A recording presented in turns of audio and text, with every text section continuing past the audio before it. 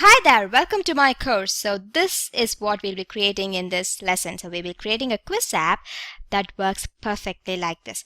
Now whenever I refresh, there's going to be a new question. So the app works in such a way that the questions load randomly. Okay, we have a question bank of all the questions and they keep changing every time you refresh the course. So that's one of the properties of the app. And once you select and click on the next question, the tracker changes as well. There are different colors for correct answer. For a wrong answer, it's red. For the current question, it's orange. So these are some of the things that our app would be doing. There's also a timer that would automatically calculate if the answer is correct or wrong, even if you don't click on the next question. So see, the timer runs out and it automatically calculated the sixth question as correct. So these are some of the things our app would do. And when I click on the next question without selecting an option, our app would also say please select an option. And if I do so, it'll stop the timer and go for the next question. And there's also a progress bar that keeps changing the number. And for the final question, there is a submit test button. And after everything is done, you have a result page that says either sorry you failed, your score is 5 or below 5, or I can show you what happens when we actually pass.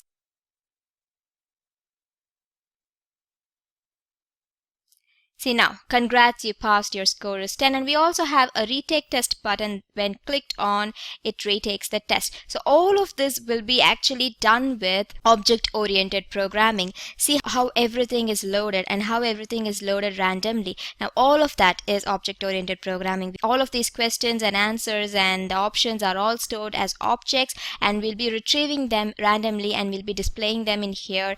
And these trackers are used so the user know if they're answering a particular question right or wrong. And this timer right now it's set to 5 seconds for every question. Now that's because I want to show you everything fast, but this timer can easily be changed to any number of seconds you want. You can even set it to 1 minute. There's 00:00, so you can even set it to hours or minutes. That's completely up to you. So usually people would set every question to around 60 seconds or 30 seconds. So in here, instead of 5, you'd say 30 or 60. So these are some of the little things our app would do, and this is what we'll be coding. We'll be coding hundreds of lines of code, and I'll explain exactly how everything works. So we'll be looking into HTML, and I'll explain how all of the HTML works, and we'll be styling everything in CSS, and I'll tell you how the CSS works. And we'll also have all the question banks, and we'll also code everything in JavaScript. So this is how I'd explain everything, and this is what you'll be looking at in this course. So it's not a very simple course, but I'll be explaining it in such a way that you understand every single thing that's happening, and at the end you'll have a complete object-oriented programming based quiz app, a real-world quiz app that you can actually use in your resumes. You can use it to show your expertise to your clients, and you can use it for a lot of things. This would be a very good stepping point for your career.